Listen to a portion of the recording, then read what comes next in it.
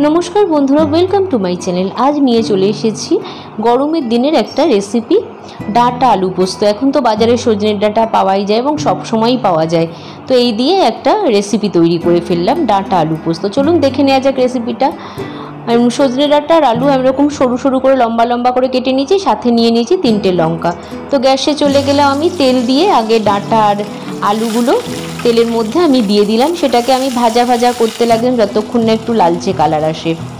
তারপরে আমি দিয়ে দিলাম স্বাদমতো নুন, হলুদ আর দিয়ে দিয়েছি আমি এই 3টে লঙ্কা এরকমভাবে আমি হামানদিস্তায় বেটে নিয়েছিলাম ভালো করে, ঠিক আছে।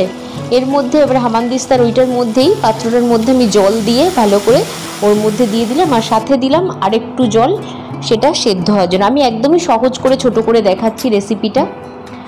তো এইরকমভাবে জল দিয়ে এটাকে আমি আর তারপরে দিলাম আমি একটু চিনি সামান্য, মিষ্টিটা যার যার পছন্দ মতো। তারপর আমি এটাকে চাপা দিয়ে রাখলাম। তো মিনিট 5 পরে আমি খুলে দেখছি যে এটা সিদ্ধ হয়েছে কিনা, আলু আর ডাঁটা না মোটামুটি সিদ্ধই হয়ে এসছে আর বেশিক্ষণ নেই।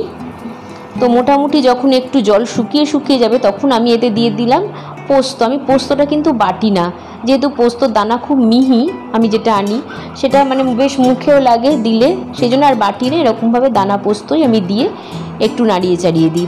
তো আমি যতক্ষণ নাড়াবো যে ততক্ষণ জলটা আমার শুকিয়ে আসবে, ততক্ষণ অবধি আমি নাড়াতে থাকবো যাতে একটু মাখা মাখা গ্রেভি গ্রেভি টাইপের। তারপরে আমি গ্যাস অফ করে স্ট্যান্ডিংয়ে দিয়ে দিয়েছি। তো এই হয়ে গেল আমার ডাটা আলু পোস্ত। বন্ধুরা দেখুন এইরকম আরও সুন্দর সুন্দর ইউনিক ইউনিক রেসিপি পেতে আমার চ্যানেলটা অবশ্যই ফলো করবেন এবং অবশ্যই সাবস্ক্রাইব করবেন আর আমার সাথে থাকবেন, আমাকে সাপোর্ট করবেন। তো ডাটা আলু পোস্ত কিন্তু দুর্দান্ত হয়েছিল, আপনারা অবশ্যই বাড়িতে ট্রাই করবেন, নিজেরা খাবেন, প্রিয়জনকে খাওয়াবেন। টাটা।